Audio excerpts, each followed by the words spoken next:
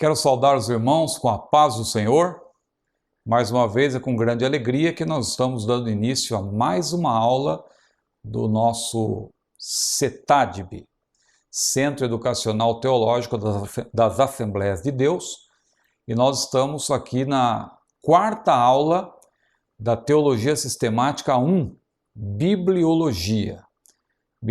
Nós vamos dar início a essa aula, como sempre costumamos fazer, fazendo uma leitura bíblica. E dessa vez nós vamos fazer uma leitura um pouco mais extensa, mas não vamos nos deter muito nesta abordagem bíblica inicial, visto que a leitura, nesse caso, sendo feita de uma maneira mais extensa também, ela por si mesma se explica. A Bíblia é um livro maravilhoso, que só de lê-lo nós já somos abençoados. E nesse caso, para dar início à nossa aula, eu quero convidar os irmãos para a leitura do Salmo 19. Salmo 19, Salmo de Davi para o cantor Mor. Salmo 19. Os céus manifestam a glória de Deus, e o firmamento anuncia a obra das suas mãos. Um dia faz declaração a outro dia, e uma noite mostra sabedoria a outra noite. Sem linguagem, sem fala, ouvem-se as suas vozes, em toda a extensão da terra, e as suas palavras até o fim do mundo. Neles pôs uma tenda para o sol, que é qual noivo que sai do seu tálamo e se alegra como um herói a correr o seu caminho. A sua saída é desde uma extremidade dos céus, e o seu curso até a outra extremidade deles, e nada se furta ao seu calor. A lei do Senhor é perfeita e refrigera a alma, o testemunho do Senhor é fiel e dá sabedoria aos simples. Os preceitos do Senhor são retos e alegram o coração. O mandamento do Senhor é puro e alumia os olhos. O temor do Senhor é limpo e permanece eternamente. Os juízos do Senhor são verdadeiros e justos juntamente. Mais desejáveis são do que o ouro, sim, do que muito ouro fino, e mais doces do que o mel e o licor dos favos. Também por eles é admoestado o teu servo, e em os guardar há grande recompensa. Quem pode entender os próprios erros? Expurga-me tudo os que me são ocultos. Também da soberba guarda o teu servo, para que se não assenhoreie de mim, então serei sincero e ficarei livre de grande transgressão. Sejam agradáveis as palavras da minha boca e a meditação do meu coração perante a tua face, Senhor, rocha minha e libertador meu. Glória a Deus. Temos lido a palavra do Senhor. Vocês observaram que, mais uma vez, nós fizemos questão de não projetar a leitura no monitor. Mas por que isso? Alguém poderá perguntar. É porque nós fazemos questão de estimular os alunos, especialmente os alunos de teologia, a sempre terem uma Bíblia e acompanharem a leitura da palavra de Deus. Meus queridos irmãos, a nossa aula de hoje é uma aula muito importante, mas deixa-me só fazer uma menção aqui dessa leitura que fizemos, do Salmo 119. O que eu quero chamar a atenção dos irmãos é para duas menções que o salmista faz ao falar da revelação de Deus. Ele mostra que Deus se revela tanto através da sua própria criação, como também através da sua lei perfeita, a palavra de Deus. Ao falar da criação, o salmista diz: os céus manifestam a glória de Deus e o firmamento anuncia as obras das suas mãos. Um dia faz declaração a outro dia, e uma noite mostra sabedoria a outra noite. Sem linguagem, sem fala, disse o salmista, ouvem-se as suas vozes. Veja como ele quer destacar aí que Deus se revela pela natureza, pela sua própria criação. O que Paulo fez menção lá em Romanos capítulo 1, versículo 20, ao dizer também que os homens não têm desculpas diante de Deus.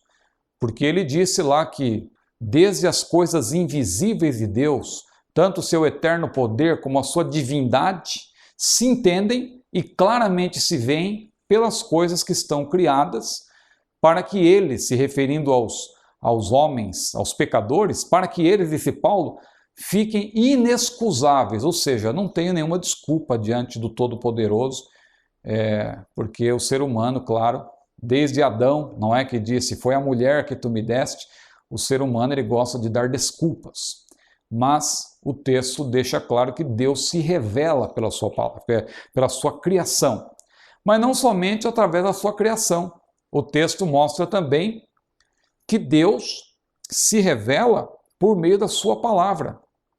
Veja quantas vezes o salmista faz menção da palavra do Senhor, usando os mais diversos adjetivos. Ele disse, por exemplo, a lei do Senhor é perfeita, mas ele também disse, os preceitos do Senhor são retos, mas ele também disse, o mandamento do Senhor é puro, e ele também disse, os juízos do Senhor são verdadeiros e justos juntamente. Então, o destaque que eu faço dessa leitura bíblica é que Deus se revela tanto por meio da sua natureza, como também através da sua criação, como também através da sua gloriosa palavra, sendo que o destaque, claro, recai sobre a sua palavra, porque Deus se revela através de uma palavra que é chamada de reta, pura, e a criação, claro, a despeito de ser uma criação de Deus, como Deus tem dado ao ser humano livre-arbítrio, a criação, lamentavelmente, tem se deteriorado, não é? E tem havido uma grande degeneração e também a ação predatória do ser humano, e a criação de Deus, na verdade, ela sofre, como diz a Bíblia. Ela geme, como diz lá em Romanos capítulo 8, aguardando que aconteça a redenção final, não é? Mas Deus se revela mesmo assim através da sua criação.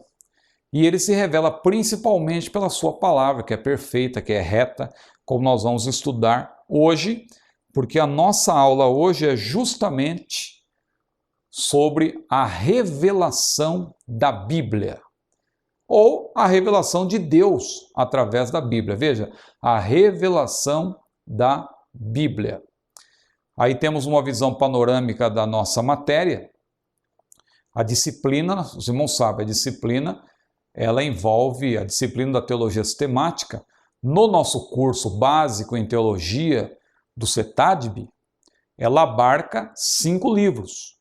Temos um livro de bibliologia, mas temos um segundo livro que abarca também a teologia, a cristologia e a pneumatologia, que é um livro denominado Trindade. Temos também um livro que abarca angelologia, antropologia, hamartiologia e soterologia. Temos um outro livro que abarca eclesiologia e missiologia, e também um último livro que abarca a escatologia e a heresiologia. E dentro desse livro que nós estamos agora abordando, essa é a nossa 4ª lição, tivemos uma lição sobre a Bíblia como livro, outra sobre o cânon das Escrituras, outra sobre a inspiração plenária e verbal da Bíblia, que foi a nossa aula anterior, e agora nós temos uma aula sobre a revelação da Bíblia. Nessa aula sobre a revelação da Bíblia, nós vamos ter 8 pontos. É uma aula um tanto extensa, é claro que nós não vamos abordar esta aula ponto por ponto. Nós sempre estamos incentivando os alunos a lerem o material em casa e comparecerem à aula já com o texto lido, para juntarem o que leram com aquilo que estão ouvindo do professor, para assim terem um melhor aproveitamento da matéria. E depois também voltarem para o livro, ainda na mesma lição, para conferirem outros pormenores, porque, claro, na medida em que os irmãos vão assistindo uma aula como esta, vão surgindo outros pontos, vão surgindo outros questionamentos, e também é importante retomar o que está no livro. O livro que nós estamos adotando é este livro aqui, Teologia Sistemática 1. Teologia Sistemática 1. Bibliologia. Nós estamos, então, agora tratando desse assunto que é a revelação da Bíblia. E temos 8 tópicos. Veja aí, a Bíblia como palavra de Deus, a clareza da revelação escrita, Bíblia, regra de fé, de prática de viver, assunto que nós já tocamos em outras aulas, vamos repisar, não é? Não apenas reprisar, mas sobretudo repisar, vamos dar ênfase e tal. Talvez não nos detenhamos muito nesse tópico, já tratamos dele de alguma maneira, mas tem outros tópicos aqui para tratar que são sumamente importantes. As Escrituras e sua completude, como interpretar as Escrituras, esse assunto é vasto. Eu também vou citar, mas esse assunto aí vai ser melhor abordado também na aula de hermenêutica, ou no livro de hermenêutica homilética, que é um livro só, mas que também tem muitos pormenores sobre a interpretação da Bíblia. Mas vamos tratar aqui também um pouco sobre isso. Como interpretar as Escrituras, e veja, tem um destaque, como interpretar as Escrituras corretamente, porque aí nós vamos passar do geral para o específico. Princípios de interpretação da Bíblia, ainda vamos continuar nesse ponto, apresentando os princípios gerais para os irmãos aí já estarem devidamente munidos de informações para interpretar a palavra de Deus, e as dificuldades bíblicas, que é um tópico que, se houver tempo, nós vamos também dar destaque, vamos destacar esse tópico. Vamos então para o primeiro tópico, a Bíblia como palavra de Deus. A Bíblia, todo cristão, claro, sabe disso, que a Bíblia é a palavra de Deus. O cristão que se preza, ele não tem nenhuma dúvida de que a Bíblia é a palavra de Deus. O Senhor se revela à humanidade pela sua majestosa criação, é claro, como nós citamos.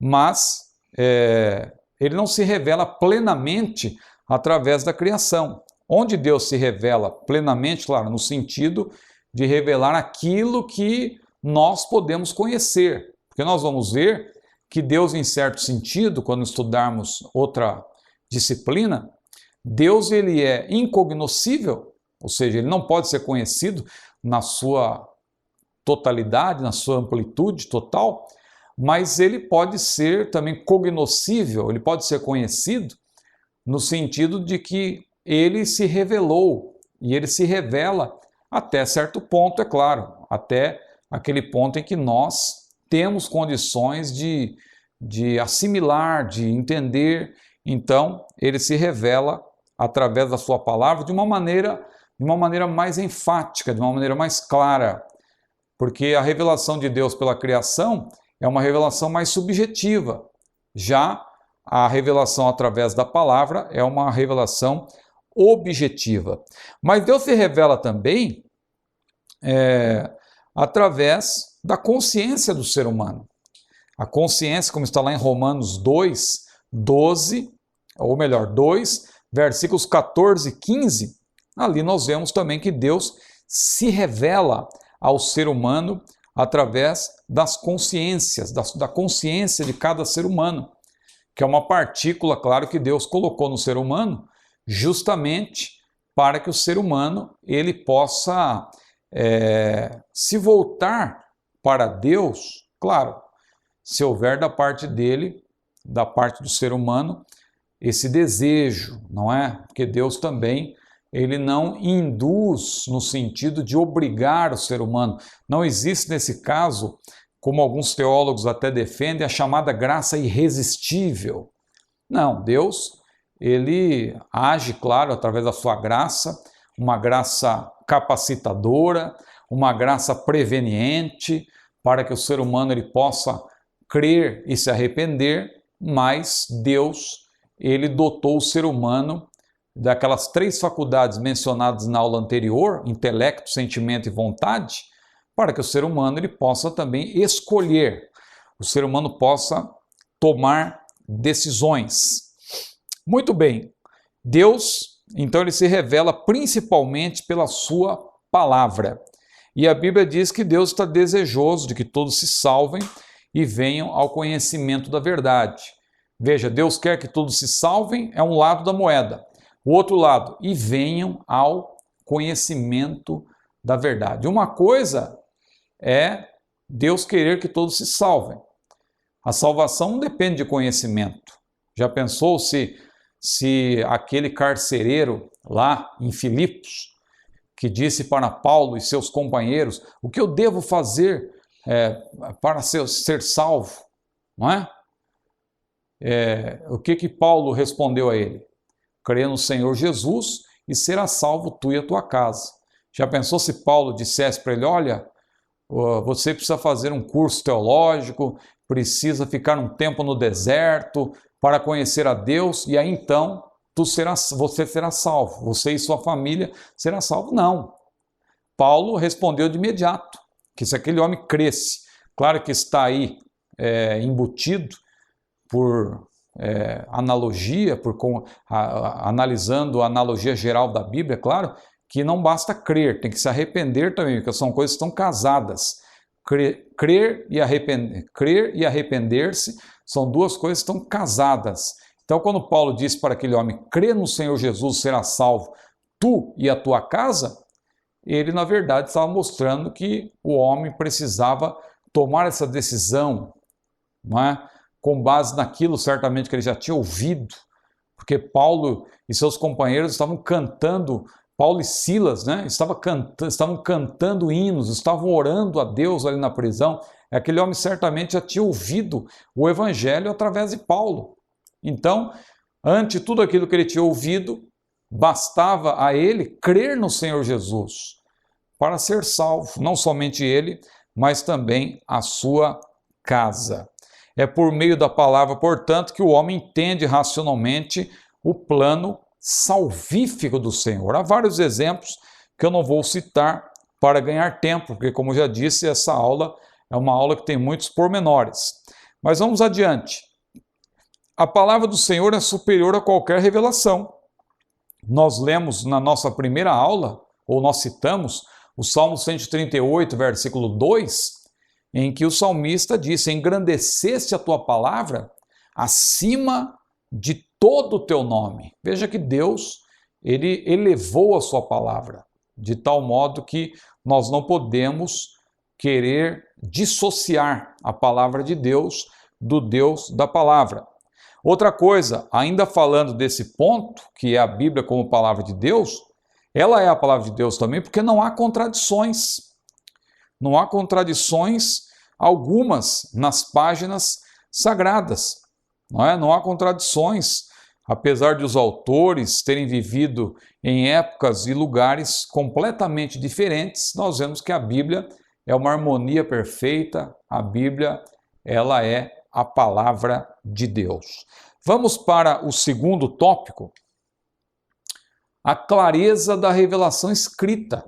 A Bíblia é a palavra de Deus porque ela também é muito clara do ponto de vista da salvação, e não somente da salvação, mas também das doutrinas que estão atreladas, claro, à própria doutrina da salvação, várias doutrinas, várias menções proféticas e etc.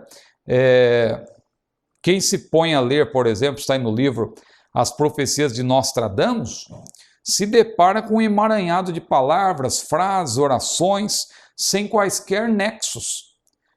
Mas hoje muitos estão valorizando aí Nostradamus, qualquer evento que ocorre, a pessoa já quer atrelar a uma profecia de Nostradamus, e as profecias de Nostradamus são aquelas que, de cada 1000 que ele pronunciou, uma, assim, tem alguma coisa relacionada com algo que aconteceu na atualidade, e as pessoas valorizam aquilo, começa, claro, as pessoas que eu falo, o mundo sem Deus, um mundo que lamentavelmente jaz no maligno, como diz a palavra do Senhor. O servo de Deus sabe que a palavra de Deus é superior.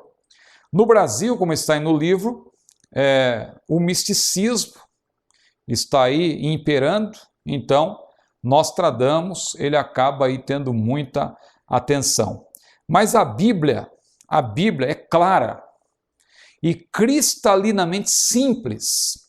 As suas profecias não se escondem em possibilidades. A clareza das Escrituras é uma das doutrinas mais surpreendentes da palavra de Deus. É uma das doutrinas mais surpreendentes da palavra do Senhor. Mas o que é a clareza das Escrituras? Quando falamos de clareza das Escrituras, estamos nos referindo a quê exatamente? Estamos nos referindo à qualidade do que é claro, inteligível e perfeitamente compreensível. Estamos nos referindo, na verdade, à perspicuidade da Bíblia. Como diz aí o livro, a clareza é conhecida também como perspicuidade. Perspicuidade. Veja que essa palavra é até difícil de se pronunciar, mas é uma palavra que diz muito claro, que define de maneira muito clara, não é? Sem ser redundante, a clareza das Escrituras. Ou seja, essa palavra, ela aponta para o quê? Ela aponta para o fato de que a Bíblia é plenamente inteligível aos que se dispõem a examiná-la com um coração reto, humilde e predisposto a aceitá-la como inspirada, infalível e inerrante palavra de Deus. Agora, pense num crente que se aproxima da Bíblia, veja, nesse caso não é um crente que se preza. Um crente se aproxima da Bíblia querendo achar contradições na Bíblia. Eu fico, às vezes, até espantado quando eu vejo um irmão que vem falar comigo: olha, achei uma contradição na Bíblia. Parece que ele está querendo encontrar de fato. Agora, uma pessoa que diz isso, achei uma contradição na Bíblia, é que a pessoa não entendeu ainda que a Bíblia é inerrante, que a Bíblia é infalível, porque a Bíblia é a palavra de Deus. E um cristão que ainda não se convenceu de que a Bíblia é a inerrante e infalível palavra de Deus, esse cristão vai ter problemas. Vai ter problemas, porque ele vai começar a questionar o inquestionável. A palavra de Deus é inquestionável, a palavra de Deus é infalível, plenamente inteligível aos que dispõem a examiná-la. E é isso que está no Salmo 19, versículo 7, que nós lemos, que a lei do Senhor é perfeita e refrigera a alma. Mas também no Salmo 119, versículo 130, em que o salmista diz que a exposição das tuas palavras dá luz e dá entendimento, veja, aos simples. A pessoa, por mais simples que ela seja, ela se aproxima da palavra, ou ela ouve a pregação da palavra, veja, a exposição. Há muitos crentes que não sabem sequer ler, mas eles estão atentos à exposição da palavra de Deus, então eles acabam por assimilar a verdade de Deus. Sabe que às vezes a pessoa nem sabe falar direito, não é? A pessoa vai falar de Jesus, por exemplo, e diz: Jesus salva. Veja, só nem sabe dizer, nem sabe falar Jesus salva. A pessoa fala errado, Jesus salva. Mas observe que a pessoa sabe que Jesus salva. Ao passo que às vezes nós temos uma pessoa que tem mestrado, doutorado, pós-doutorado, estudou em Harvard, passou por Oxford, Massachusetts, etc. Mas a pessoa, segundo a Bíblia, ela está do lado de cá do véu. Porque existe um véu, uma cortina, que é tirada quando a pessoa entrega a sua vida a Jesus. Quando ela se converte, esse véu é tirado e a pessoa começa a ver do outro lado.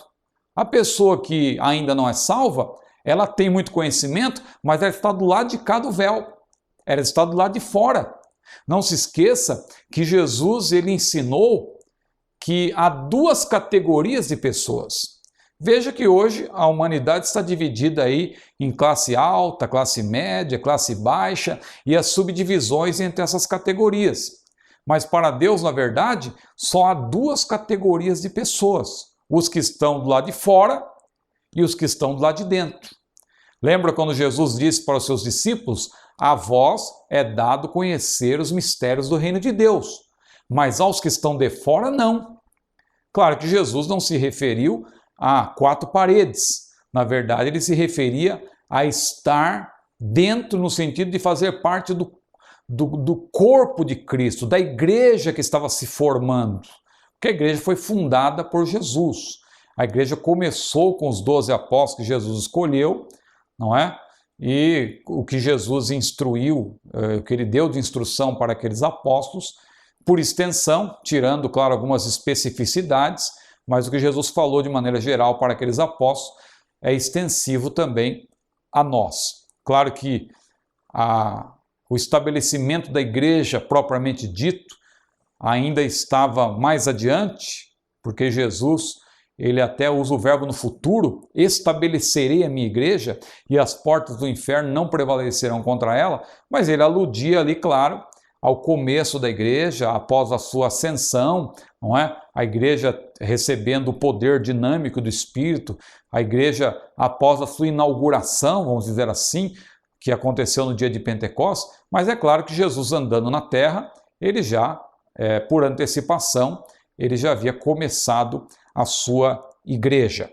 Muito bem, então veja a exposição das tuas palavras dá luz, dá entendimento aos simples. Uma pessoa, por mais simples que ela seja, ela pode conhecer a salvação em Cristo.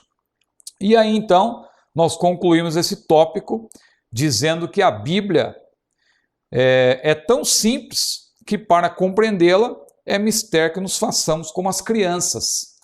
Jesus mesmo, numa certa ocasião, ele tomou uma criança, colocou no meio, ali onde ele estava, com aquelas pessoas, e apontando para aquela criança, disse, como aquele que não se converter e não se tornar como esta criança, de maneira nenhuma entrará no reino de Deus.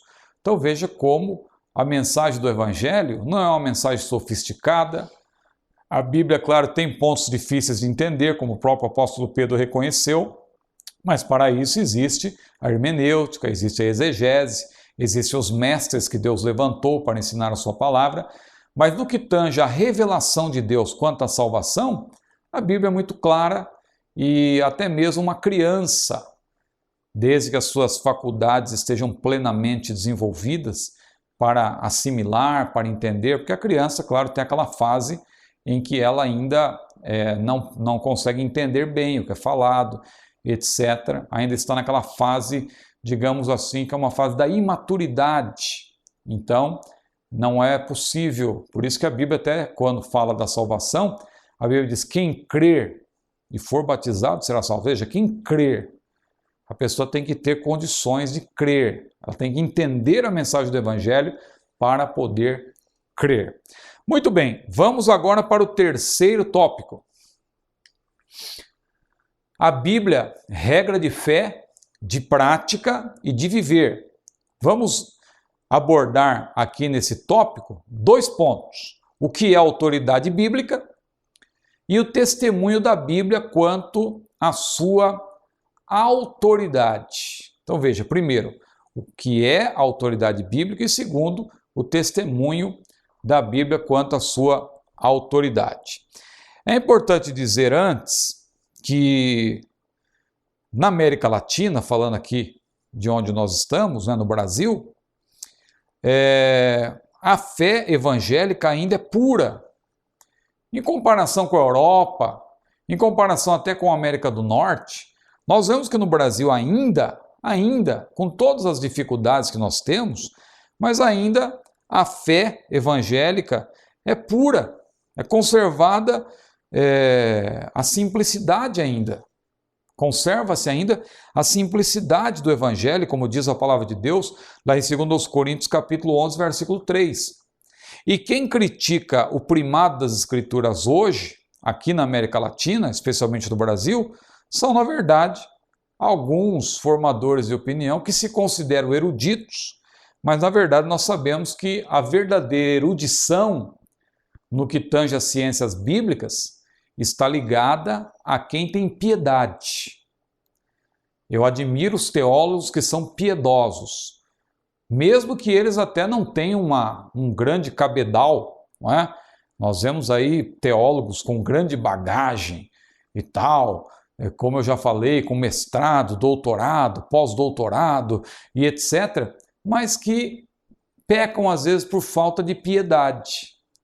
Mas não é o caso que nós vemos quando nós olhamos para alguns teólogos piedosos que nós conhecemos, que às vezes até não tiveram oportunidade de estudar muito, como hoje há oportunidade maior para os jovens hoje, tem muito mais oportunidade do que os jovens de outras gerações. Isso é inegável, né? Até mesmo pela própria internet a pessoa pode aprender até mesmo idiomas e pode ter um grande crescimento estudando por conta própria, através da internet. Mas eu acho muito importante nós observarmos que há alguns pseudo-eruditos, na verdade, pseudo-eruditos que por terem uma certa formação já se consideram muito importantes, talvez já pensem que são até a quarta pessoa da Trindade, porque se acham muito importantes, mas a verdadeira erudição, no caso do salvo, provém do Senhor. No caso do teólogo que se preza, a verdadeira erudição provém do Senhor. Eu nunca me esqueço daquele versículo de Isaías, capítulo 50, versículo 4, em que o profeta disse: o Senhor Jeová me deu uma língua erudita para que eu saiba dizer a seu tempo uma boa palavra. Não é? O Senhor Jeová me deu uma língua erudita. Veja como é importante quando nós recebemos a erudição da parte do Senhor. Claro que nós estudamos, nós fazemos a nossa parte, o nosso preparo acadêmico, claro que não pode faltar, sobretudo hoje em que há muitas oportunidades à nossa disposição, há muitas possibilidades, né? Mas, sobretudo, nós temos que confiar no Senhor, aquele que pode nos capacitar com a sua graça, com a sua sabedoria. A Bíblia diz que quem tem falta de sabedoria, peça a Deus, que a todos dá liberalmente, e não lance em rosto, e ser-lhe-á dada. Então veja como é importante buscar a sabedoria em Deus. A igreja primitiva, diz aí também o texto, curvava-se ante a autoridade das Sagradas Escrituras, e nós devemos seguir o seu modelo. As Escrituras são supremas, claro, em matéria de fé e prática. E Blanchard, um importante teólogo, ele diz que a autoridade da Bíblia não provém da capacidade de seus autores humanos, mas do caráter do seu autor, com A maiúsculo. Veja, lembrando aqui do que vimos nas primeiras aulas, ou mais precisamente na primeira aula, a Bíblia tem uma dupla autoria. O autor com A maiúsculo, que é o nosso Deus, o nosso Senhor, mas também os autores com A minúsculo, são na verdade os escritores sagrados, e que Deus não desprezou, Deus não suprimiu as suas personalidades. Vamos para um primeiro ponto aqui desse terceiro tópico, o que é autoridade bíblica, oriunda do termo autoritatem, termo latino. A palavra autoridade significa direito absoluto e inquestionável de se fazer obedecer, de dar ordens e de estabelecer decretos, e assim por diante. Tal autoridade advém-lhe do fato de ela ser a inspirada, inerrante e infalível palavra de Deus. Veja que nós estamos aqui repisando o que já foi dito na aula anterior, por isso até que eu estou não me detendo muito nesse ponto, que eu quero me deter em outros. O ponto 2, o testemunho da Bíblia quanto à sua autoridade. Qual é o testemunho da Bíblia quanto à sua autoridade? Comecemos fazendo uma menção da Reforma Protestante. Porque o que foi a Reforma Protestante? A Reforma Protestante foi um resgate, foi uma recuperação. Quando nós falamos de avivamento, quando nós falamos de renovação, a luz da Bíblia sempre é também, em grande parte, um resgate, uma recuperação. Lembra-se do que disse Jeremias, quando ele escreveu ali no livro de Lamentações, no capítulo 5, versículo 21, o que ele disse? Renova-nos, renova os nossos dias como dantes. Veja, renova os nossos dias como dantes. Por quê? Porque ele via a renovação, ele via o avivamento ou o reavivamento como uma recuperação, como um resgate daquilo que foi perdido. E, na verdade, foi o que aconteceu também no século XVI, quando ocorreu a Reforma Protestante. Houve um resgate, um resgate no seio da cristandade, um resgate da supremacia, um resgate do primado das Escrituras. A Igreja Católica, como eu já citei, ela estava ali, como até hoje é assim, ela estava ressaltando sempre a importância da tradição, a importância da tradição papal, da tradição romanista, a Igreja Católica Apostólica Romana, não é? Mas o que aconteceu? Os reformadores, eles apresentaram ali, na verdade, o resgate, uma proposta, inspirados por Deus, que foram também movidos por Deus. Claro que, como já explicamos na aula anterior, ou em aulas anteriores, inspiração nesse sentido não é inspiração como ocorre na Bíblia. Eu falo inspirados aí no sentido de movidos, não é? Como hoje existe, por exemplo, a literatura inspirativa, não é? Aquela literatura para animar a pessoa. Então, eles foram animados, eles foram movidos por Deus para defender a palavra do Senhor ante o levante do tradicionalismo da Igreja Católica Romana, que na verdade estava impedindo o povo de estudar a palavra. Veja que na primeira aula nós lemos aquele versículo de Deuteronômio 17, capítulo 17, versículo 19, em que diz que o livro deve estar conosco, o terá consigo, e nele lerá todos os dias, quer deitando-te, quer levantando-te. Ou seja, é um livro que tem que estar conosco, é um livro que tem que estar junto de nós, como disse Paulo também, escrevendo aos Romanos, junto de ti. Muito bem, e a reforma serviu para isso.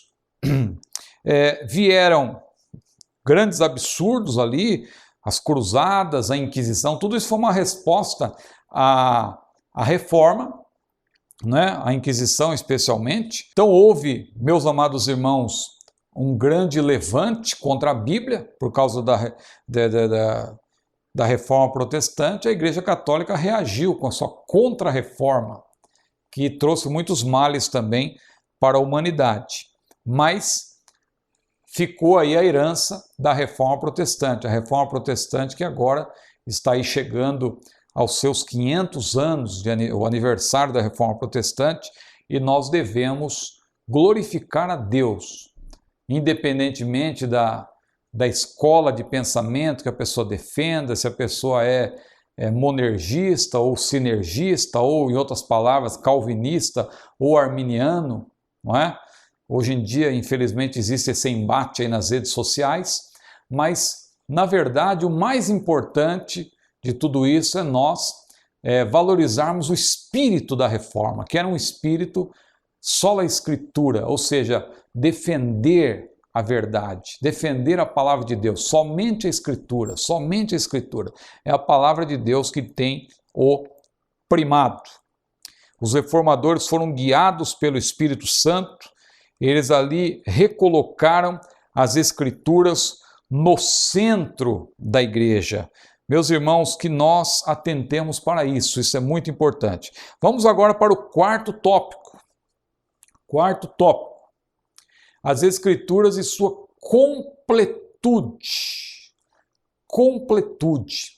As Escrituras são completas. As Escrituras foram divinamente inspiradas na sua totalidade. A inspiração foi plenária, a inspiração foi verbal. Mas como está aí no nosso livro, há alguns anos, em um livro publicado nos Estados Unidos, alardeou-se que se tratava da mais perfeita complementação das Escrituras. Aliás, eu fiz menção disso numa outra aula já, daquele pregador que disse que visitava a sala das Escrituras e visitava também lá a sala dos tempos e etc. E foi esse pregador que, lamentavelmente, ele resolveu escrever um livro contendo essas revelações, que aliás eram revelações que as pessoas que pegavam no livro supostamente caíam pelo poder de Deus. É interessante que ninguém cai quando pega a Bíblia, não é? Graças a Deus que não. Mas imagina, a Bíblia é o livro mais poderoso que existe. Se ninguém cai segurando a Bíblia, por que a pessoa vai cair segurando um livro? Não é? Mas esse autor aí disse que o livro era tão poderoso que tinha pessoa que pegava e eu até vi alguns vídeos na internet, no YouTube, em que de fato algumas pessoas pegavam o livro e caíam para trás, mas é interessante que a pessoa sempre dava uma olhadinha para ver se tinha alguém para ampará-la, não é? Então fica a dúvida se realmente a pessoa estava caindo mediante algum tipo de força. E eu penso que se há alguma força nesse sentido que não seja da própria pessoa, lamentavelmente essa força não provém do Senhor, porque Deus, ele não derruba pessoas. As pessoas que caíram diante da presença de Deus, caíram, na verdade, prostradas diante dele, caíam porque, na verdade, estavam caindo porque não suportavam a presença dele, de tão majestosa que era, como foi o caso de João. Ele mesmo disse, eu caí como morto, mas ele caiu prostrado na presença de Deus. Não foi algo assim que ele foi arremessado para trás e tal. E, lamentavelmente, quem gosta de derrubar as pessoas dessa maneira é o próprio inimigo de nossas almas, Satanás. O Senhor não, ele nos quer de pé na sua presença. Glória seja dada ao maravilhoso nome do Senhor. Mas nós estamos aqui abordando esse ponto, eu acabei citando, porque o livro menciona esse episódio que eu citei na aula anterior, desse pregador que visitava com frequência o céu e etc., segundo ele, e é perigoso esse tipo de experiência, porque todas as nossas experiências têm que ser submetidas ao crivo da palavra, ao crivo da palavra. Eu nunca me esqueço também do que eu li certa vez num livro de um grande escritor, não me pergunte o nome dele, porque aqui eu não estou querendo jogar pedra em ninguém, mas apenas citando como exemplo, mas ele disse que numa certa ocasião, Jesus apareceu para ele. E Jesus se apresentou a ele e disse, olha fulano, eu vou te ensinar como que você deve expulsar demônios. Como se o que está na Bíblia não fosse suficiente, não é?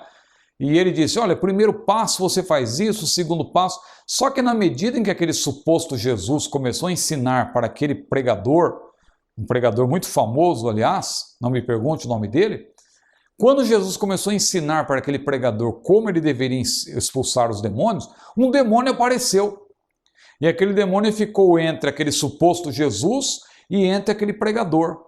E na medida em que aquele suposto Jesus falava, aquele pregador estava tentando ouvir, só que o demônio começou a fazer um movimento ali entre os dois e um barulho muito alto, mas aquele suposto Jesus continuava falando.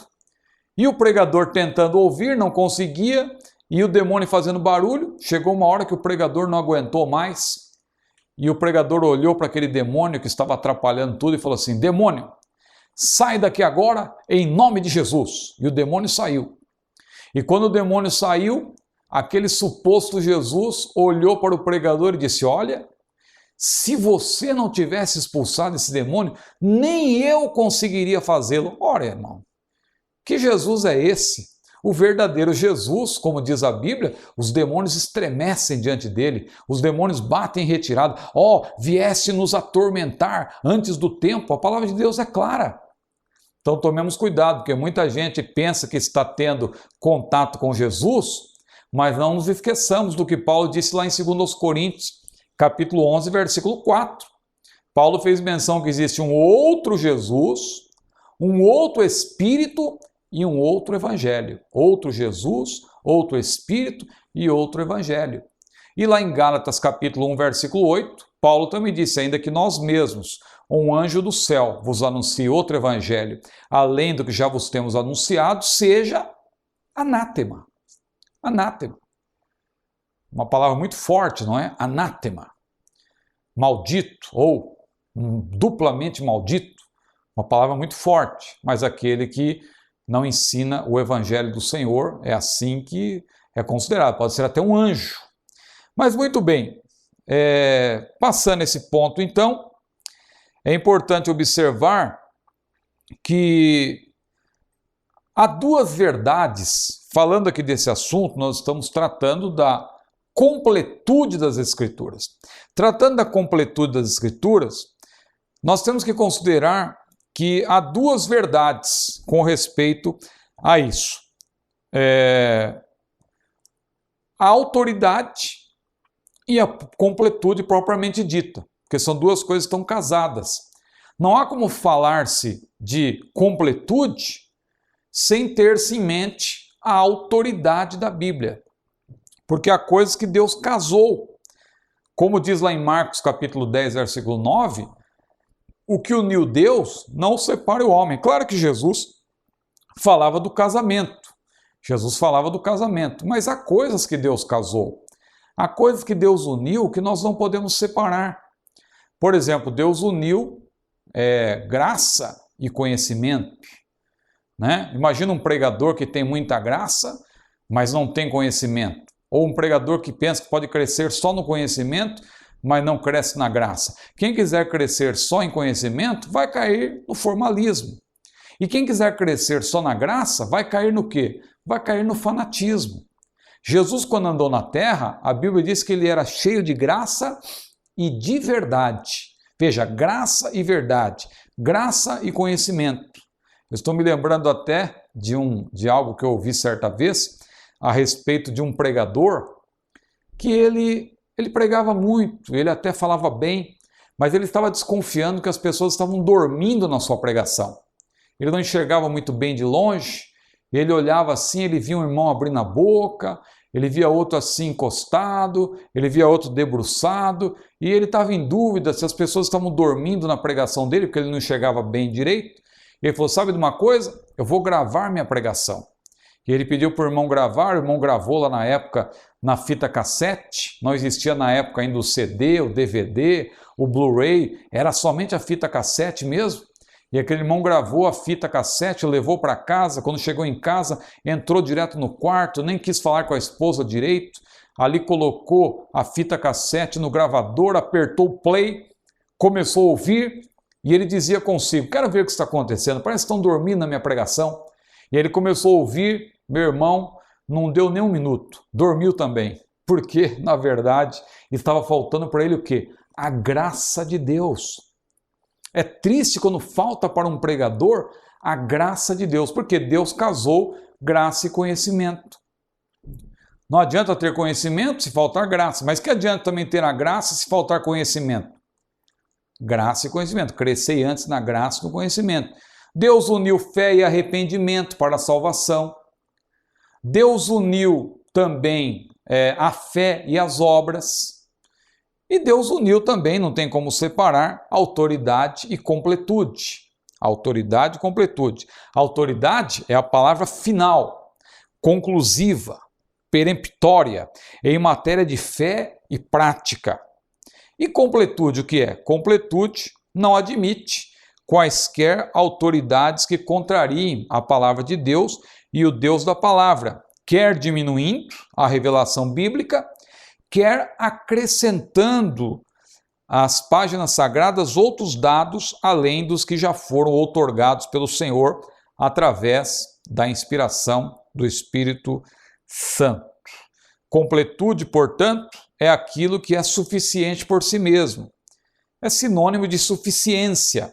A Bíblia é suficiente.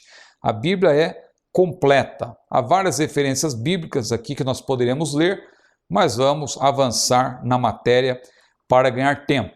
Mas o cânon das Escrituras, que nós já estudamos em outra ocasião, foi encerrado quando João recebeu do Senhor a visão das coisas que brevemente devem acontecer, como nós lemos lá em Apocalipse, no capítulo 1, versículo 19, mas também Apocalipse capítulo 4, versículo 1, ali nessas duas passagens há a menção de que, na verdade, Deus revelou a João as últimas revelações inspiradas por Deus, as últimas palavras inspiradas por Deus estão ali em Apocalipse do capítulo 21 ao 22, é claro.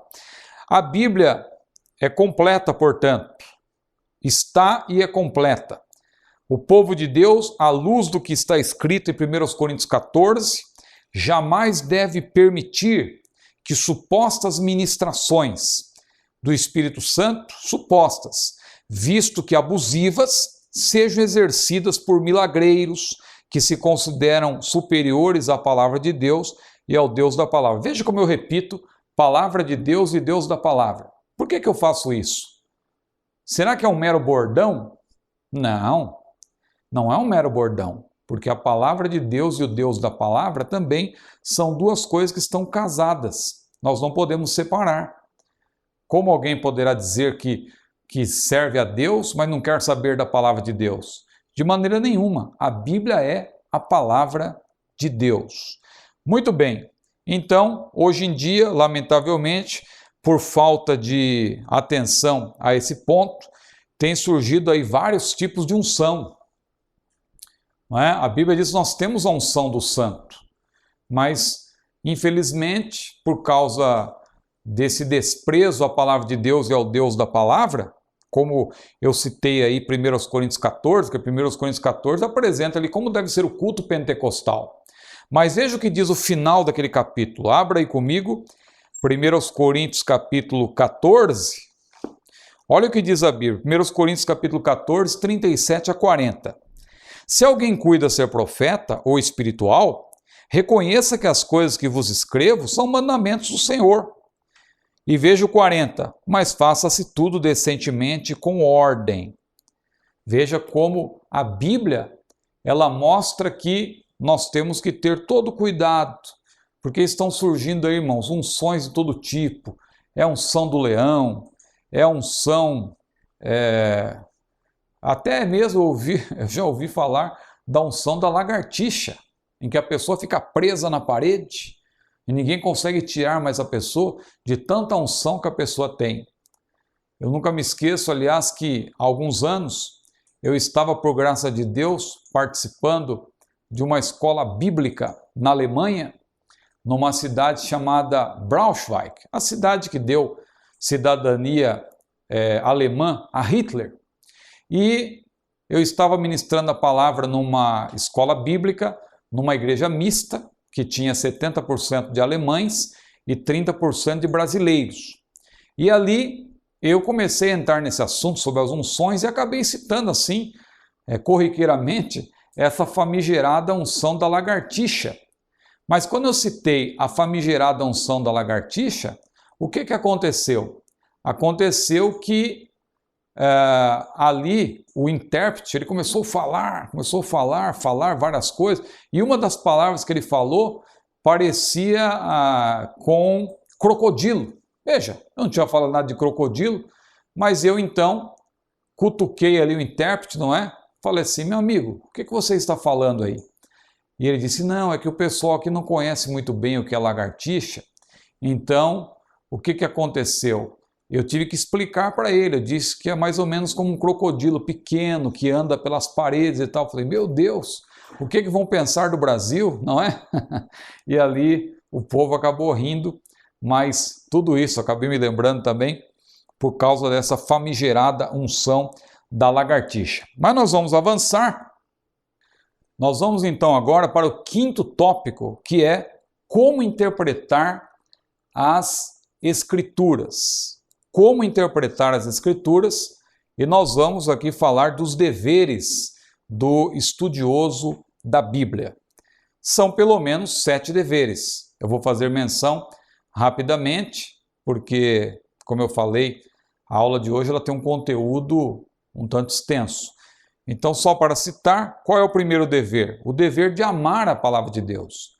O salmista, lá no Salmo 119, versículo 97, ele disse, ó quanto amo a tua lei, é a minha meditação em todo dia. Veja, ó quanto amo a tua lei. E em seguida ele diz, é a minha meditação em todo dia. Ó quanto amo a tua lei, é a minha meditação em todo dia. Mas se a pessoa ama a palavra de Deus, ela tem que demonstrar que ela ama. E como que ela demonstra? Aí vem um segundo dever. Qual é o segundo dever para com a palavra de Deus? O dever de ler a Bíblia Sagrada diariamente. Ler diariamente. Buscai no livro do Senhor e lede. Diz lá Isaías capítulo 34, versículo 16. Paulo também disse a Timóteo, lá em 1 Timóteo capítulo 4, versículo 13, persiste em ler. Veja como é importante ler. E aí, meus amados irmãos, nós temos até que nos lembrar de algumas coisas que nos fazem rir, mas também nos fazem refletir, como o caso daquela irmã que havia perdido os seus óculos. Os irmãos certamente já ouviram falar desse caso. A irmã havia perdido seus óculos e ela recebeu uma visita lá do pastor, e quando o pastor chegou à casa daquela irmã, ele disse: irmã, nós vamos agora fazer uma oração, mas antes de fazer uma oração nós vamos ler a Bíblia. Onde está? Vai pegar sua Bíblia, irmã, para nós lermos. E a irmã foi lá procurar a Bíblia, estava demorando, mas daqui a pouco a irmã chega com a Bíblia na mão e limpando o pó da Bíblia e glorificando a Deus, até dizendo: glória a Deus. Mas o que foi, minha irmã? Perguntou o pastor. Pastor, eu achei meus óculos que eu havia perdido há 2 anos. Veja, fazia 2 anos que aquela irmã não lia a Bíblia, que ela havia perdido seu óculos dentro da Bíblia. O óculos dela estava dentro da Bíblia há 2 anos, ela não lia a Bíblia. Então veja a importância de o crente ler a Bíblia diariamente. Mais um outro dever, o dever de dar ouvidos à palavra do Senhor. Às vezes a pessoa, ela até lê a Bíblia eventualmente, mas não é um bom ouvinte, não presta atenção à palavra, não está atenta ao que Deus está falando. E o Senhor Jesus disse que quem é de Deus ouve as palavras de Deus. A Bíblia diz também que a fé é pelo ouvir. Diz lá Romanos capítulo 10, versículo 17, a fé é pelo ouvir, e o ouvir pela palavra de Deus. Então é através da palavra de Deus, de ouvir a palavra de Deus, que nós somos grandemente abençoados, não é? A exposição das palavras dá luz. Mas veja bem, dá entendimento aos simples, diz a Bíblia. Mas veja bem, quem ama a palavra, lê a palavra, ouve a palavra. Mas observe, se a pessoa lê e ouve, se ela não cumprir o 4º dever que eu vou mencionar agora, ela acaba, de certo modo, perdendo o seu tempo. Qual que é o 4º dever? É o dever de guardar a mensagem da palavra de Deus, mas guardar no lugar correto. Lá em Apocalipse capítulo 1, versículo 3, a Bíblia diz até que é bem-aventurado aquele que lê, aquele que ouve, mas veja, e aquele que guarda as palavras dessa profecia. Lê, ouve e guarda. Não basta apenas ler e ouvir, tem que guardar. E guardar, meus amados irmãos, significa, na verdade, a pessoa guardar, mas guardar no lugar correto. Não é apenas na mente, mas é guardar, sobretudo, no coração. O salmista, no Salmo 119, versículo 11, ele disse: escondi a tua palavra no meu coração para eu não pecar contra ti. E lá em Deuteronômio, capítulo 6, versículo 6, Deus disse ali para Moisés, e também a nós por extensão, não é? Porque aquilo que foi escrito para Moisés, claro, como destinatário original, e também o povo de Israel, mas muitas porções da Bíblia se estendem também ao povo de Deus de maneira geral, de todas as épocas. E ali quando Deus disse: estas palavras que te ordeno estarão no teu coração e as intimarás aos teus filhos, andando pelo caminho, deitando-te e levantando-te. Claro que ali, fazendo uma comparação com a Bíblia, porque, como nós já falamos, a Bíblia é análoga, então nós vemos que devemos também ter a palavra no nosso coração. Mas um 5º dever, o dever de praticar o que está escrito. Você pode até guardar, no sentido de preservar, mas tem que pôr em prática. Porque a bem-aventurança que Jesus apresentou nos evangelhos, lá no Evangelho de João especialmente, está ligada não à leitura propriamente, não ao saber propriamente, mas à prática. Veja, Jesus diz: se sabeis estas coisas, bem-aventurados sois se as fizerdes. Veja que a bem-aventurança está na prática. A bem-aventurança está na ação. Por isso que Tiago também disse, sede cumpridores e não somente ouvintes, enganando-vos com falsos discursos. É importante a pessoa pôr em prática aquilo que ela ouve. Eu li certa vez a respeito de um missionário que ele foi para uma determinada região, determinado lugar da África, e ele descobriu que lá as pessoas não conheciam o espelho, aquele espelho, como nós conhecemos hoje. E aquele missionário então resolveu levar vários espelhos, aqueles espelhos pequenos de bolso que se usava muito antigamente, num formato oval. E ele levou vários daqueles espelhos e resolveu distribuir para as pessoas ali, naquele lugar da África. E um daqueles espelhos chegou à mão de uma princesa daquele lugar. Uma moça que ali ela tinha grande influência sobre todos, grande liderança, e era considerada a mulher mais linda daquele lugar.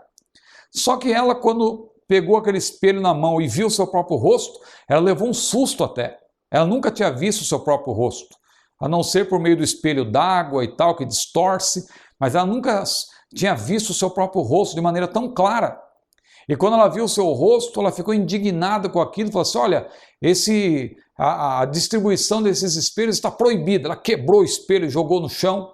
E veja o que a Bíblia diz. A Bíblia diz, sede cumpridores da palavra e não somente ouvintes, enganando-vos com falso discurso. Porque aquele que contempla o seu rosto e não cumpre, que ouve a palavra e não cumpre, ele se assemelha àquele homem que contempla o seu rosto no espelho e logo sai e esqueceu-se do que viu. Veja como a Bíblia, nesse caso, ela é comparada ao espelho. E quantas vezes nós olhamos para o espelho da palavra e a palavra nos mostra da maneira como nós somos, e nós ficamos indignados, isso aqui, meu Deus, eu não aceito, e dá vontade de arrancar uma página da Bíblia até, mas quando nós paramos para refletir, nós vemos que por mais que a princípio nos pareça duro, doloroso, nós sabemos que é a vontade de Deus para nós. E a vontade de Deus é o melhor para as nossas vidas. Jesus não obriga ninguém a segui-lo. Ele diz lá em Lucas capítulo 9, versículo 23, se é uma conjunção condicional, se alguém quer vir após mim, negue-se a si mesmo, tome cada dia a sua cruz e siga-me. Veja que Jesus não obriga ninguém a segui-lo, mas quem segue a Jesus deve renunciar-se a si mesmo. Um sexto dever para com a palavra, o dever que eu já mencionei em outras aulas, o dever de manejar bem a palavra de Deus. Aí no livro tem até um caso bastante engraçado de uma pregação, que eu vou pedir para os irmãos que ainda não leram, leiam, porque ilustra muito bem esse ponto, que é manejar bem a palavra da verdade. Procura apresentar-te a Deus aprovado, como obreiro que não tem de que se envergonhar, que maneja a palavra da verdade. Amém, irmãos? Se alguém disse amém aí, tome cuidado, hein? Porque eu citei o versículo faltando a palavrinha bem, que não basta manejar. Procura apresentar-te a Deus aprovado, como obreiro que não tem de que se envergonhar, que maneja bem a palavra da verdade. Vamos adiante. Vamos para o sétimo dever, que é o dever de interpretar as escrituras corretamente. Veja que esse dever está atrelado a manejar bem. Só que manejar bem é mais amplo, não é? Agora, interpretar as escrituras corretamente já está ligado muito mais à hermenêutica, à exegese. Manejar bem, claro, no que tange também à exposição das doutrinas e tal, mas interpretar corretamente já é mais específico. Agora, somente os cristãos estão aptos para fazer isso, porque Jesus disse, a vós é dado conhecer os mistérios do reino de Deus. Nós recebemos a iluminação do Espírito Santo. Nós temos a unção do Espírito, diz a Bíblia. Vós tens a unção do Santo e sabeis tudo. Se os cristãos não estiverem aptos para isso, ou seja, para interpretar a palavra de Deus, quem estará? Quem estará? Então veja como é importante nós atentarmos para isso, porque nós, como servos de Deus, temos a iluminação do Espírito, temos a ajuda do Espírito, temos a mente de Cristo. A Bíblia diz que nós temos a mente de Cristo. Então nós, além de salvos, claro, que já somos por graça de Deus, temos que ser espirituais. Espirituais. O servo de Deus tem que ser espiritual. Mas vamos agora para o 6º tópico, que ainda atrelado a esse, é uma continuação. Como interpretar as Escrituras corretamente? Como interpretar as Escrituras corretamente? E aí nós temos 6 pontos. Veja aí, interpretação literal, iluminação espiritual, princípio gramatical, contexto histórico, ensino teológico e simetria bíblica. Isso aí não está aí por acaso. Claro que esses 6 pontos são importantíssimos e, na verdade, nós tomamos emprestados aqui o que Hank Hanegraaff, aquele grande erudito e apologeta dos Estados Unidos, escreveu no seu livro Cristianismo em Crise. Ele apresenta ali um acróstico com base na palavra inglesa lights, não é? E com base nessa palavra, nas letras dessa palavra, ele apresenta esses 6 princípios. 6 princípios. Primeiro princípio, interpretação literal. É o primeiro princípio. Interpretação literal. Elas devem ser interpretadas de modo natural, levando-se em consideração, as escrituras no caso, não é? Devem ser interpretadas de modo natural, levando-se em consideração que as palavras em si realmente significam. Se o Senhor Jesus, pois, afirma que ele é a porta, não devemos imaginar madeira, dobradiças, trancas, porque, na verdade, a Bíblia tem que ser interpretada de modo natural. E qual que é o modo natural? O modo natural é aquele que é indicado no próprio contexto. A Bíblia tem várias figuras de linguagem, então nós temos que observar isso, não é? A metáfora é um tipo de figura de linguagem. Se Jesus disse, eu sou a porta, se alguém entrar por mim, salvar-se-á, veja que quando ele fala de salvação, ele está falando, na verdade, de acesso à salvação ao Pai por meio dele. Por meio dele, eu sou a porta. Então, porta aí é uma metáfora. O segundo item, iluminação espiritual. Claro que nós dependemos de iluminação espiritual. Como que nós vamos interpretar a Bíblia por conta própria? Por mais preparados que alguém possa ser, essa pessoa precisa ter, como eu mencionei lá, o que Paulo diz em 2 Coríntios, sobre o véu. Paulo diz que quando a pessoa se converte, o véu é tirado. Mas antes disso, a pessoa está do lado de cá do véu. Pode ter todo tipo de conhecimento, toda a formação que esteja disponível, mas na verdade essa pessoa ainda está do lado de cá do véu, precisando de iluminação espiritual. É o que nós vemos aí em 1 Coríntios 2, 9 a 11. Como somos iluminados? Não é? A exposição da palavra de Deus nos dá luz, diz lá o Salmo 139, versículo 2. Lembra daquele episódio envolvendo aqueles 2 discípulos no caminho de Emaús? Eles pensavam que Jesus não havia ressuscitado, que Jesus, que havia prometido que ressuscitaria, eles achavam que isso era impossível. E Jesus, que já havia ressuscitado, começou a andar paralelamente a eles, e em determinado momento, Jesus abriu as Escrituras e começou a falar tudo o que dizia a respeito a ele. Começando lá pelos profetas, ele foi falando, etc. E dali a pouco aqueles homens chegaram, aqueles 2 discípulos chegaram a um lugar em que deveriam entrar, e eles convidaram Jesus para entrar e disseram, entra, Senhor, já está tarde, fica conosco. E Jesus entrou, e certamente quando Jesus foi dar graça pelo pão, eles ali puderam ver as marcas ali nas mãos de Jesus, as marcas dos cravos, mas antes que eles pudessem dizer Jesus desapareceu. E quando Jesus desapareceu, um olhou para o outro e disse, não ardia o seu coração quando ele abria as Escrituras? Porque, meus irmãos, quando nós estamos atentos à palavra de Deus, nós somos iluminados pelo Espírito Santo. O nosso coração arde com palavras boas, ferve, como disse o salmista, com palavras boas. Mas um terceiro item que está aí, observe, princípio gramatical ou regras gramaticais. Imagine uma pessoa que não conhece as regras gramaticais da língua portuguesa. Como que essa pessoa ela vai entender a Bíblia? Se a pessoa lê lá, por exemplo, Apocalipse capítulo 3, versículo 8, em que Jesus disse: eis que diante de ti pus uma porta aberta e ninguém a pode fechar. Tendo pouca força, guardaste a minha palavra e não negaste o meu nome. Agora você imagina se a pessoa não conhece as regras gramaticais e a pessoa lê, por exemplo, eis que diante de ti pus uma porta aberta que ninguém pode fechar, tendo pouca força. Ou seja, a pessoa vai dizer então que com muita força a pessoa consegue fechar. Então veja que aí é um problema de pontuação que a pessoa precisa respeitar. Então o princípio gramatical é muito importante.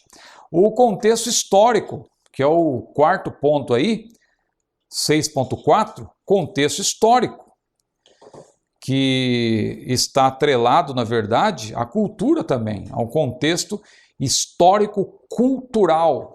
A Bíblia diz, por exemplo, meus amados irmãos, que Paulo, quando esteve em Mileto, eu citei até em outra aula, Paulo ele mandou chamar os presbíteros que estavam em Éfeso. Só que, na verdade, a viagem de Éfeso para Mileto era uma viagem de 72 quilômetros. Uma viagem de 72 quilômetros que tinha uma duração mais ou menos de 40 horas. A viagem naquela época não era como hoje, que a pessoa toma um avião aqui, vai para lá, ou um veículo automotivo, que a pessoa consegue chegar onde ela quer em pouco tempo. Não, naquela época dependia-se do lombo do animal, não é? Uma parte era no lombo do animal, dependia-se da condição do tempo, do vento, etc. Então aqueles presbíteros não chegaram diante de Paulo em menos de 40 horas. Então é nesse sentido que é importante o contexto histórico. O leitor da Bíblia, o estudioso especialmente, ele tem que fazer, de certa forma, uma viagem, que é conhecida em exegese como uma viagem histórico-cultural. Ele tem que viajar lá para aquele tempo para conhecer, claro, ali como as coisas se davam naquela ocasião. Mas um quinto ponto também importante, o ensino teológico. Veja o ensino teológico, é preciso conhecer o ensino teológico. A teologia sistemática, a pessoa que quer interpretar a Bíblia corretamente, ela tem que conhecer também o ensino teológico, pois é imprescindível na interpretação das Sagradas Escrituras. Um sexto item, a simetria. Simetria bíblica, que é o mais forte dos princípios da teologia exegética. A teologia exegética, que eu repito, já falei em outra aula, abarca duas matérias, hermenêutica e exegese. A simetria bíblica, na verdade, é a harmonia resultante entre as partes e o todo. A Bíblia, nesse caso, é absoluta, ela não entra em contradição consigo mesma, como nós já mencionamos em outra aula. Vamos para o sétimo tópico.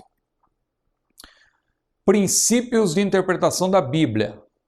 Aqui há três princípios que são muito importantes. A pessoa que quer interpretar a Bíblia corretamente precisa conhecer. O primeiro princípio é que a mensagem central da Bíblia, claro, é a salvação, e o assunto é apresentado claramente na Bíblia, mas a Bíblia tem pontos difíceis de entender. E nesse sentido, qual que é então o primeiro princípio que eu quero mencionar? A Bíblia interpreta a própria Bíblia. Em outras palavras, a Bíblia é análoga. A Bíblia é explicada pela própria Bíblia. Na medida que você vai estudando, você vai entendendo a Bíblia. E a resposta muitas vezes está na própria Bíblia e a pessoa está buscando no lugar errado. Claro que nós devemos também ter dicionários, precisamos ter comentários, tudo isso é muito importante porque nos ajuda a entender a Bíblia. Mas quem estuda a Bíblia sabe que ela vai se explicando a si mesma. A Bíblia explica a própria Bíblia. Às vezes a pessoa está com uma dúvida em Gênesis e a pessoa busca comentários e dicionários e tal, e dali a pouco ela traz um livro e coloca em cima da Bíblia, depois traz um outro livro, coloca novamente em cima da Bíblia, e outro livro e coloca em cima da Bíblia, etc. Quando a pessoa observa, ela vai prestar atenção, a Bíblia já ficou lá por baixo. E há vários livros ali, aquela pilha de livros, e ela ainda não encontrou a resposta. E é importante, se a pessoa continuar lendo a Bíblia, a própria Bíblia às vezes vai ter a resposta. A dúvida que surge em Gênesis pode ser elucidada lá em Mateus, lá em Lucas e etc. Então é importante também que a pessoa faça uma leitura total da Bíblia, não é? Esses planos de leitura anual da Bíblia não é por acaso. É porque, na verdade, é importante, é imprescindível até para o estudioso da Bíblia conhecer a Bíblia como um todo. E aí nós temos até exemplos, porque a Bíblia interpreta a própria Bíblia significa que você tem que valorizar o contexto. E o contexto ele pode ser imediato, mas ele pode também ser remoto, não é? Há casos em que nós poderíamos citar aqui, como estão aí no próprio livro, que nós não vamos citar todos aqui, porque o tempo não permite, mas tem casos aí que são até risíveis, não é? Como o caso, por exemplo, que eu cito aí, do apartamento de Deus, que não acontece em todas as versões da Bíblia. Na verdade, na versão corrigida de 95 de Almeida já não acontece isso, mas em outras versões antigas, você encontra lá em Números, capítulo 14, versículo 34, a Bíblia dizendo, Deus falando, e conhecereis o meu apartamento. E a pessoa, destacando isso do contexto, pode até pregar que Deus está dando casas e apartamentos para as pessoas, mas na verdade ali Deus quis dizer que o povo ia conhecer o seu afastamento, porque o povo estava, claro, em pecado contra Deus e Deus estava lhe dando uma palavra dura contra o povo e seus pecados. Mas vamos adiante. O segundo princípio é o princípio que diz respeito ao conhecimento das figuras de linguagem. Temos que conhecer as figuras de linguagem. Isso é um importante princípio da hermenêutica sagrada. Não é? Como que a pessoa vai conseguir interpretar a Bíblia corretamente se ela não levar em consideração que a Bíblia é um livro rico em figuras de linguagem? Há muitas figuras de linguagem na Bíblia. Não há tempo aqui de nós pormenorizarmos esse assunto. Já estamos caminhando para a conclusão de mais uma aula sobre a Teologia Sistemática 1, mas veja aí que no nosso roteiro do nosso livro tem a sinédoque, que é a figura pela qual se emprega o todo pela parte e vice-versa. Veja, por exemplo, quando a Bíblia diz que todo mundo foi evangelizado. Evidentemente que ali está acontecendo, aconteceu ali, ocorre uma sinédoque. A hipérbole, que é o exagero, ou seja, quando se realça o pensamento pelo emprego de expressão exagerada. Quando o salmista diz no Salmo 6, versículo 6, por exemplo, que toda noite ele está orando ao Senhor de tal modo que as lágrimas enchem o seu quarto e ele começa a nadar nas suas próprias lágrimas. É evidente que isso é uma hipérbole, exagero. Nós usamos muito também quando um vendedor quer convencer alguém a comprar algo, ele até diz, olha, esse produto aqui tem 1001 utilidades. Quando você vai ver, o produto deve ter 2 ou 3, mas na verdade o camarada se vale de uma hipérbole, porque ele quer vender aquele produto. Então, é emprego de exagero. Prosopopeia, quando a personificação de coisas inanimadas. Nós lemos aqui o Salmo 19 mostra claramente isso. Ali os céus manifestam a glória de Deus, o firmamento anuncia a obra das suas mãos. Isaías capítulo 55 também fala ali das árvores batendo palmas. Claro que tudo isso é prosopopeia. A metonímia, o emprego da causa pelo efeito ou do símbolo pela realidade. O paradoxo, que é uma proposição, ideia ou opinião aparentemente contraditórias. O pleonasmo, repetição da mesma ideia, de propósito. Não é? A redundância, de propósito, para dar ênfase. Isso está muito claro na Bíblia. A ironia, que exprime aparentemente o contrário. A Bíblia está repleta de ironia. Alguém às vezes fica surpreso quando a gente diz isso, mas a Bíblia tem muita ironia. E você sabe o que é ironia, não sabe? Ironia é quando se diz exatamente o contrário do que você quer dizer. Quando, por exemplo, num culto, uma pessoa vai cantar um hino e aquela pessoa canta toda de maneira desafinada, e aí você cutuca o irmão do lado e diz, esse irmão aí canta bem, não é? Veja, você está dizendo o contrário. Você está dizendo que a pessoa canta mal, mas por ironia, você está dizendo que a pessoa canta bem. Na verdade, querendo dizer que ela canta mal. Na Bíblia nós encontramos isso também. Quando Paulo, lá em 2 Coríntios 11, ele fala dos falsos apóstolos, e ele descreve, ele dá todas as características dos falsos apóstolos, só que em determinado momento ele diz, eu não fui inferior aos mais excelentes apóstolos. E paz, meus irmãos, eu já ouvi um pregador dizendo que Paulo era orgulhoso, porque Paulo se considerava superior a João, a Pedro, a Tiago, porque ele disse, eu não fui inferior aos mais excelentes apóstolos. Mas, na verdade, se você considerar o contexto, você vai ver que Paulo se valeu ali de uma figura de linguagem, mais precisamente a ironia, usou até um pouco de sarcasmo, por assim dizer, porque ele se referiu aos falsos apóstolos como apóstolos excelentes. E mais adiante ele diz que eram fraudulentos, não é? O terceiro princípio. Qual é o terceiro princípio que nós estamos aí considerando? Terceiro princípio de interpretação. Nós consideramos aqui vários pormenores sobre a interpretação. Veja, para que os irmãos não se confundam. Nós fizemos menção aí daqueles aspectos mencionados por Hank Hanegraaff em seu livro Cristianismo em Crise, expressados por meio do acróstico LIGHTS em inglês, não é? Aí você tem claro que foi invertido na língua portuguesa, não é? Para ajustar, mas em inglês é LIGHTS. E aí nós citamos também os deveres do estudioso da palavra de Deus, 7 deveres gerais: amar, ler, ouvir, guardar, praticar, manejar bem a palavra de Deus e interpretá-la corretamente. E aí, atrelado a isso, nós mencionamos esses outros 6 tópicos gerais aí mencionados pelo Hank Hanegraaff, e agora 3 princípios que consideramos muito importantes. O primeiro princípio, a Bíblia interpreta a própria Bíblia, ou seja, a Bíblia é análoga. A Bíblia explica a si mesma. O segundo princípio diz respeito às figuras de linguagem que nós não podemos deixar de aprender sobre elas, porque isso aí, aliás, hoje em dia quem está fazendo até mesmo o curso, o ensino médio, a pessoa que está cursando no ensino médio, o que acontece? A pessoa ela aprende sobre figuras de linguagem, que é muito importante.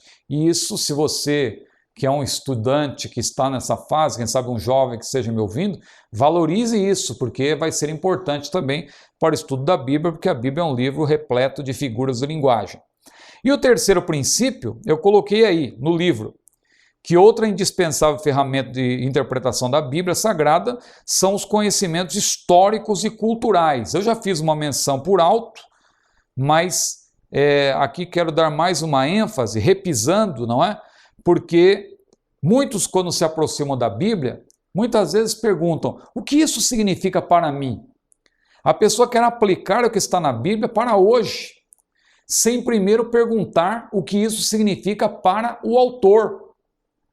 Quando Paulo, por exemplo, disse, agora vemos por espelho, obscuramente, ou como por enigmas, a pessoa, ela se aplicar para hoje, ela vai pensar que tem uma contradição na Bíblia, porque o espelho que a pessoa conhece hoje é esse espelho de vidro, né, com essa cobertura prateada, que faz com que a pessoa veja o seu rosto da maneira como ele é. Só que a pergunta que devemos fazer é, o que isso significava para o autor? Ou seja, o que era, na verdade, o espelho para o apóstolo Paulo? Era um espelho feito de metal polido. E até hoje, se você olhar para o metal polido, você vai ver que o seu rosto não aparece de maneira muito clara. O espelho na época de Paulo era um metal polido ou era também o espelho d'água. 2 tipos de espelho. Tanto um quanto o outro apresentavam o rosto da pessoa de maneira distorcida. O espelho hoje é diferente. Então, por isso que é importante, quando interpretar a Bíblia, a pessoa se lembrar de que ela tem que fazer uma viagem no tempo, uma viagem histórico-cultural. Ela tem que procurar conhecer a cultura dos povos bíblicos. Qual era o cenário histórico daquela época? Não é? E aí tem exemplos também no nosso livro que ajudarão os irmãos a entenderem bem esse assunto. Nós não vamos nos deter neles. Vamos para a conclusão. O 8º tópico, dificuldades bíblicas. Esse tópico eu vou deixar também para os irmãos estudarem em casa. Claro que os irmãos certamente já vieram para a aula depois de terem lido o livro, mas não se esqueça que eu estou enfatizando em todas as aulas 3 pontos. Primeiro, ler o livro antes de vir para a aula. Segundo, prestar atenção à aula, porque nós não estamos nos detendo à leitura do texto em si, porque nós queremos que os irmãos juntem aquilo que os irmãos leram com aquilo que os irmãos estão ouvindo para ter um melhor aproveitamento, segundo ponto. E o terceiro é que os irmãos, ao saírem da aula, devem dedicar um tempo, que seja meia hora, 1 hora talvez, mas para assimilarem bem o assunto, os irmãos lerem as referências bíblicas, os irmãos atentarem para os pontos que o professor pedir para os irmãos lerem em casa, e esse é um caso. Eu vou pedir para os irmãos estudarem em casa esse 8º tópico, dificuldades bíblicas. Veja aí, interpretações diferentes da Bíblia, por que elas existem, a ausência dos textos originais. Mas por que eu estou deixando esse ponto para os irmãos estudarem em casa? É porque, na verdade, isso, de certo modo, conversa muito com a nossa próxima aula. A próxima aula, nossa aula conclusiva desse livro, nós vamos tratar exatamente desses pontos, de vários desses pontos difíceis, aliás, alguns que eu já adiantei. Então é um ponto que os irmãos devem estudar, é uma tarefa para casa. Mas os irmãos não se esqueçam de fazer isso, tá certo? Eu estou me lembrando aqui também, só para concluir com um fato anedótico aqui, mas eu estou me lembrando de um pastor que, numa certa ocasião, ele disse: olha, eu vou passar uma tarefa para os irmãos. Na terça-feira, isso era no domingo, na terça-feira nós vamos falar sobre a mentira. Então os irmãos não deixem de ler Marcos capítulo 17, porque é muito importante para nós falarmos sobre a mentira. Ele deu aquela tarefa e quando chegou na terça-feira, ele iniciou dizendo: bom, irmãos, hoje nós vamos falar sobre a mentira e eu quero perguntar, quantos irmãos leram Marcos capítulo 17? Aí mais da metade da igreja levantou a mão. E ele disse: muito bem, nós podemos falar sobre a mentira porque Marcos só tem 16 capítulos, não é? Então, aqueles que disseram que leram o capítulo 17 de Marcos é porque, na verdade, estavam mentindo. Eles não tiveram cuidado de olhar para a Bíblia, porque se tivessem olhado para a Bíblia, perceberiam que Marcos só tem 16 capítulos. Então eu vou pedir que os irmãos estudem esse último tópico também, porque ele está relacionado com tudo que nós já estudamos até agora, e especialmente com a nossa próxima aula, que é uma aula conclusiva. Assim eu concluo aqui esta 4ª lição, e que Deus abençoe a todos em nome de Jesus.